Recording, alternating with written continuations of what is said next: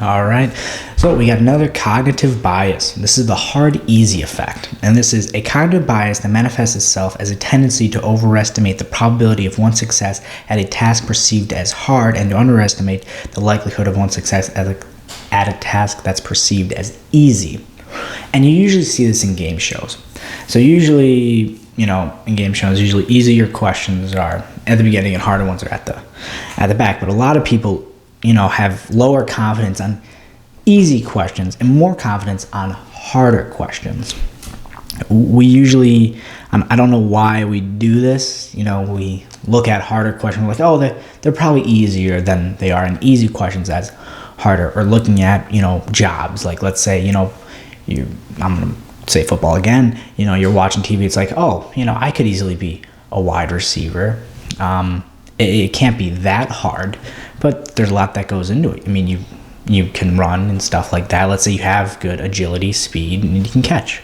But there's a lot more that goes on. You have to remember plays. You have to remember routes. You have to remember all this other stuff.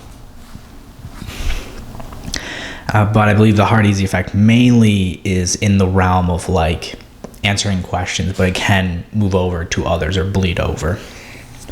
But I think that's another interesting one that you have to be aware of, is that sometimes easy questions can seem very difficult and hard questions can seem very easy. So you have to distinguish which one it is. And also trying to pick it up in other people's a little tougher, because you don't know how the person perceives the question. They could perceive it as being hard or easy. And you really can't know what the other person is, but you can know within yourself. And that's the main thing you have to be aware of. There's a great quote. How does it go? Think about how hard it is to change yourself. Think about how astronomically hard it'd be to change someone else. It's hard to change a habit that you have. It's hard to change a characteristic that you have. But yet people are always trying to change other people.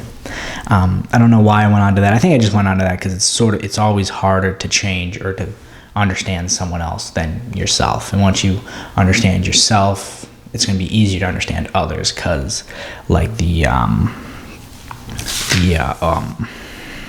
oh my goodness, I forgot the name of the effect.